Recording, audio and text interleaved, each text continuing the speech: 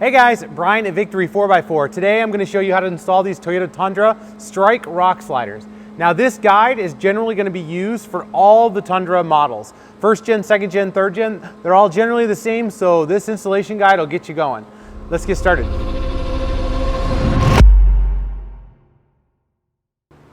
Okay guys, we've already removed the factory running boards, so if your truck has those, you're going to have to do that. It's pretty easy to do, 10mm wrench or socket, and there are 8 little nuts right along the frame here. You just take those out, step comes down. Be careful when you take the last one out so the whole thing doesn't pitch up and hit your doors and scratch your truck, because that would suck. So we're going to start on the driver's side because it's actually the harder of the two sides to install. And it's really not that much different, with the exception of if you have the larger gas tank. This is a 38-gallon tank. It's a little difficult to get to this back bolt back here to access in the frame. So we actually have a nut tab, but I figured we'd start on this side first, show you guys how to do it. And other than that, we're going to remove this plastic gas tank cover so that we can get access to the inside of the frame to get our bolts into there. So this one's pretty easy, 12mm bolts. There's 2 here, 2 here, 2 here. That'll come down. So let's take that down.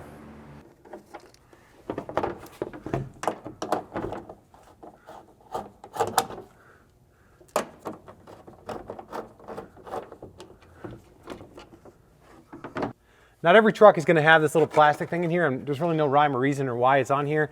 This is a brand new truck, it's 2019, so maybe that has something to do with it. Anyways, 12mm bolt right here, using a wrench or a socket.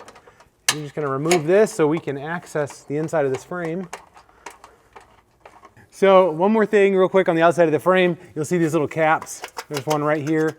Your truck may have these caps all the way down in these square holes. You're going to want to pop those caps out because we're actually going to go through these holes for our frame mounting brackets. Okay guys, so here's the slider laying out. I want to go over a few things before we put them up into place. There's actually going to be an arrow cut right into the mount on the front leg of the slider. And that's going to tell you which way directionally this is. So it's pointing to the front. That means this is the front of the driver's side slider. Okay, mounting configuration for the slider. You'll see we have these brackets with the holes in the top here. Those are going to go through pre-existing spots in your frame. Now we're going to talk about something that's a little taboo in the Toyota world. Drilling holes. I can see you all cringing. I get it, I understand. No one wants to drill holes into their trucks. But in order to make this thing actually work as a rock slider and actually hold up, you have to have lower mounting holes. Unfortunately, Toyota decided to not give us any locations on the bottom of the frame to mount to, but they gave us a ton of rivets, so we got that going for us. So here's the deal. You're going to need to drill 3 holes in the bottom of your frame, okay? The reason you have to do this is when your slider is attached to your frame, it becomes a mechanical lever, right? Force up on the slider with no bottom support is going to want to force that rock slider to roll up into the truck like that. That is not what we want. We want this thing to withstand an impact. Now on a Tundra, this is a really heavy truck, and you can't get away without these. If you find anybody that's selling you sliders, telling you can use them for rock sliding, that does not mount on the bottom, they're setting you up for failure and they're lying to your face to get your sale. So listen, I'm telling you the truth, this is real talk. We're going to drill 3 holes each side of the frame. This truck is from Metro Toyota, our local Toyota dealership. They're actually letting us use this truck to outfit these sliders, and they don't care that we're drilling 3 holes, so you don't have to worry about voiding your factory warranty. It's not a thing.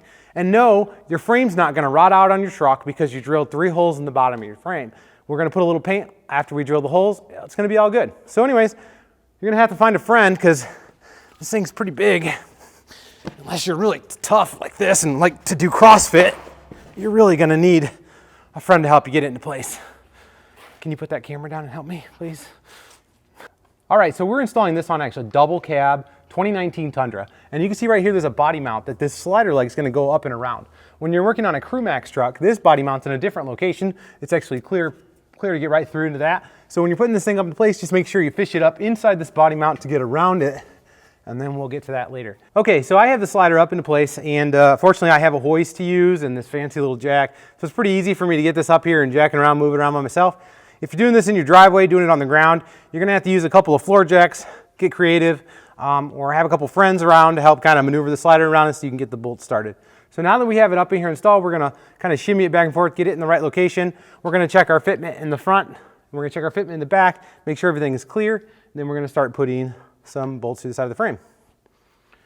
Okay, so here's the hardware you're going to use to install. We have a 1/2-inch bolt with a washer. That's going to come in from the outside of the frame. Then we have this large, thick washer, a secondary washer, and then a flange nut. This goes on the inside of the frame. We're going to stack it together like that. The reason we're using a large washer is in the factory frame, we're actually going through some square holes, so that makes sure that it will never tear through. So I'm going to go ahead and get these 3 started down from the front, and then the last one in the back, I'm going to show you guys how to use that one next.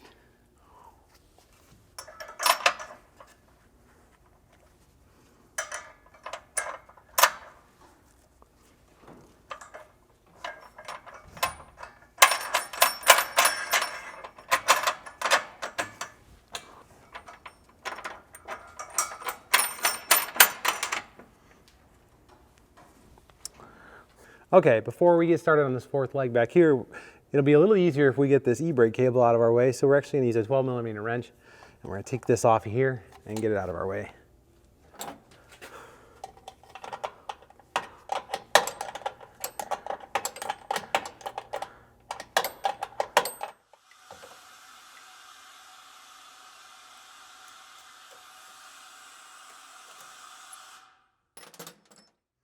Okay, so now we're on that 4th leg in the far back here, and like I said earlier, on the double cab, it's going to be a little more difficult because you're going to be working around this body mount. On a Crew Max, you're going to have straight through clearance on it.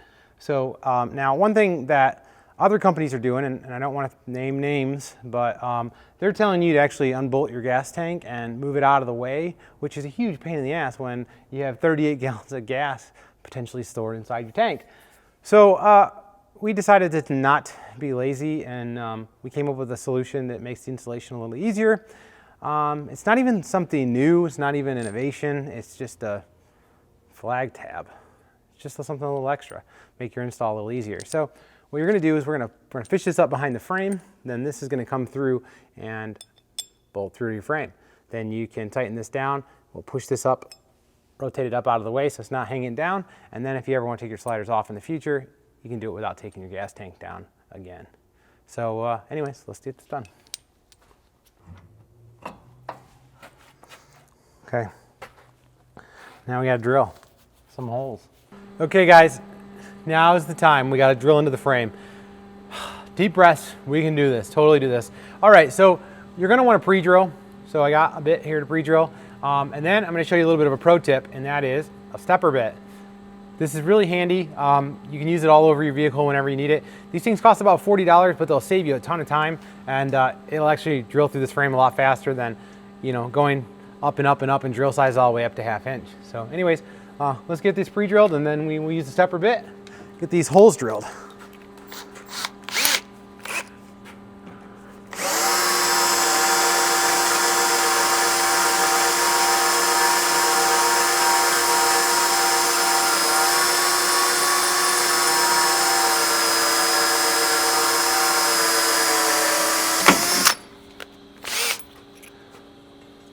Now we're going to use the stepper bit, and you want to make sure it goes up to a 1/2 inch. That is one thing you will definitely need.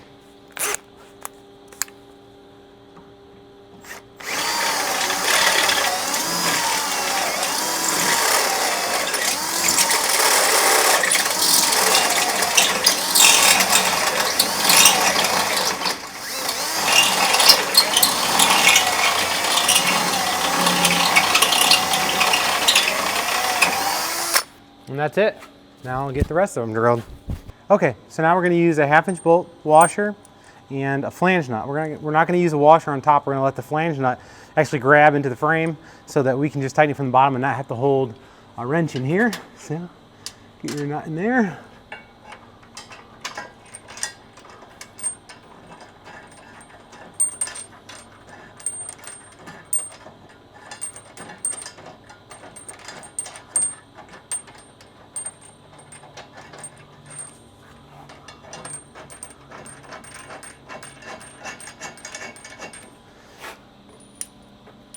One thing I failed to mention at the beginning is, as you can see, I have everything still loose. You want to leave everything loose until we get actually all the hardware in. Okay, so you'll see we're using hex-height bolts in the bottom of the frame. I know, you're out there cringing, oh my gosh, I'm gonna run a rock all over that thing, it's gonna catch up and tear off. Well, in the orientation that we have this bolt is actually being used in a shear location. So when the force goes up on the slider, it's going to want to shear this bolt. So you can't use a carriage bolt because carriage bolts are grade 2. In a shear application, a carriage bolt's not going to hold here. You could use a button head bolt, like, oh, I'm going to use a button head bolt. I've been wheeling for 16 years, and any button head bolt you put, whether it's flat, whether it's a countersunk Allen wrench or a button head with an Allen wrench, as soon as you hit that a few times on a rock, you're never going to get an Allen wrench back in it. You hit a bolt, it's just going to take a chip out of the rock. It is what it is. And listen, if you're worried about having like smooth underbody here so that your truck's going to like glide like a greased pig over an obstacle, Toyota left you these little rivets that you're more likely to rip off than our bolts. And not to mention countless other things going on under here. So 3 bolts in the bottom of your frame underneath your sliders is actually the least of your worries. So that's why we're using a grade 5 hex head bolt. So now using a 3/4 inch ratchet, we are going to tighten these guys up first.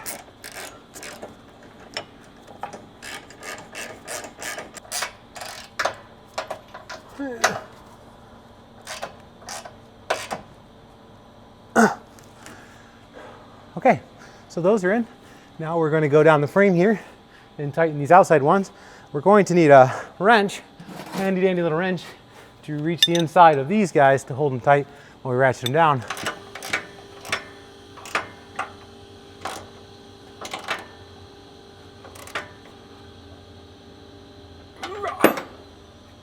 Okay, so on the double cab with the body mount here, you're going to have to get a little creative. It's a little tricky to get in there and tighten this thing up. You're either going to be using a box end of a wrench and going like a little crank at a time, or if you have a stubby wrench like this, you can just reach it up behind this body mount like this and tighten her all down.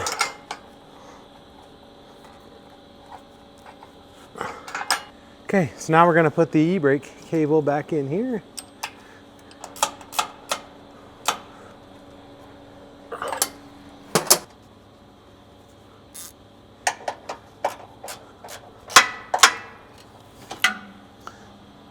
Now we're going to put this plastic doohickey back, unless you have a aftermarket one you want to put on at the time.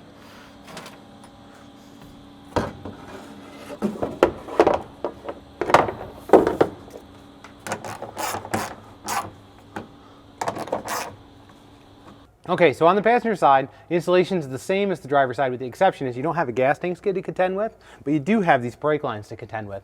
So actually you can get to the back side of every one of these bolts pretty easily, but you need to make sure that you're actually going to take and slightly bend these guys back, down and away.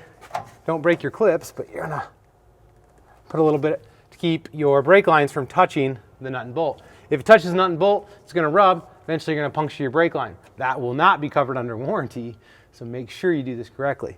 Just grab a hold right here and just kind of tug them back out of the way, just enough like that. Make sure they get clipped back in their clips, and you are good to go. So anyways, that wraps up the install from the underside of the truck. This is Brian, Victory 4x4. See you on the trail.